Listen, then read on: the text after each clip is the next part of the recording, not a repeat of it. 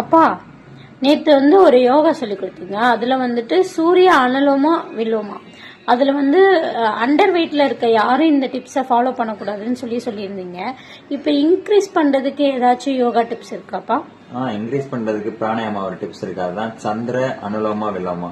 இது வெயிட்டை இன்க்ரீஸ் பண்றது மட்டும் இல்லாம உடம்புல இருக்க ஹீட்டையும் கம்மி பண்ணும். அதை எப்படி பண்ணிடலாம்னு பாத்துடலாம். என்னப்பா போமா? போமே. இப்ப சந்திர அனுலோமா விலோமா எப்படி பண்றதுன்னு பாத்துக்கலாம். மேட்ல கம்ஃபர்டபுள் பொசிஷன்ல உட்காந்துக்கோங்க. ஸ்பைன் ஸ்ட்ரைட்டா இருக்கணும். லெஃப்ட் கை சின் முத்திரா வச்சுக்கோங்க. ரைட் கை நாசிகர முத்திரா வச்சுக்கோங்க. சூரிய அனுலோமா விலோமா சந்திர அனுலோமா விலோமா ரெண்டுக்கு டிஃபரன்ஸ் என்ன?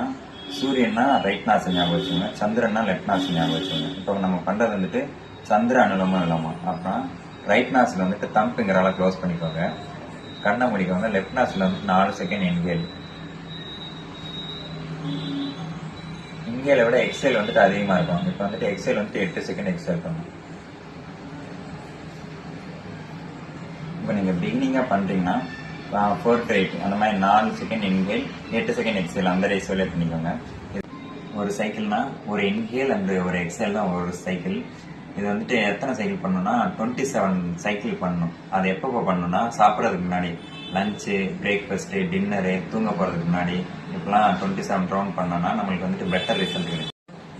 சந்திர அனுலோம விலோமனா லெஃப்ட் சைட்ல இன்ஹேல் பண்ணிட்டு லெஃப்ட் சைட்ல எக்ஸேல் பண்ணணும். இதே சூரிய அனுலோம விலோமனா ரைட் சைடு இன்ஹேல் பண்ணணும், ரைட் சைடு எக்ஸேல் பண்ணணும்.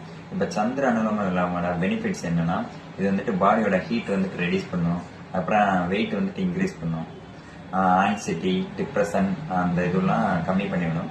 இது யாரெல்லாம் பண்ணக்கூடாதுன்னா ஒபிசிட்டி ப்ராப்ளம் இருக்கவங்க பண்ணாங்கன்னா, அப்புறம் உடம்புல ஏதாவது அலர்ஜி இருந்தால் இதை அவாய்ட் பண்ணிருங்க.